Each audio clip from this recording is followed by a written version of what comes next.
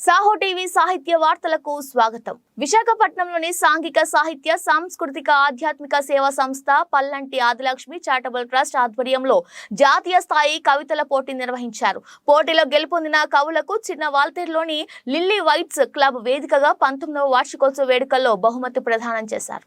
ఈ సందర్భంగా పలువురు ప్రసంగించారు. కవి సమ్మేళనం జరిగింది. విశాఖపట్నంలోని సాంఘిక సాహిత్య సాంస్కృతిక ఆధ్యాత్మిక సేవా సంస్థ పల్లంటి ఆదిలక్ష్మి చారిటబుల్ ట్రస్ట్ ఆధ్వర్యంలో జాతీయ స్థాయిలో కవితల పోటీ నిర్వహించారు.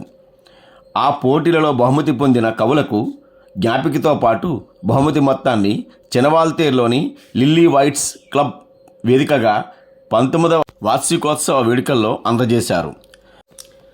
రైల్వే అధికారి పివిఆర్కే రావు అధ్యక్షతన జరిగిన సభలో ముఖ్య అతిథిగా విశాఖ పూర్వ మేయర్ మాజీ ఎమ్మెల్యే రాజన్న రమణి, విశిష్ట అతిథిగా ఆంధ్ర యూనివర్సిటీ ఆచార్యులు ఆతుకూరి వెంకటేశ్వర్లు, ఉత్తరావిలి నాగేశ్వరరావు తదితరులు వేదికను అలంకరించారు.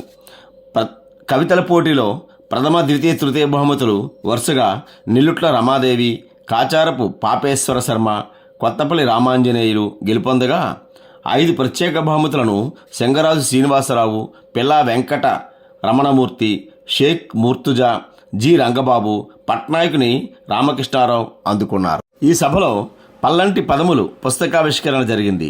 వివిధ రంగాల్లో విశేష సేవలందించిన వారిని ఘనంగా సత్కరించారు.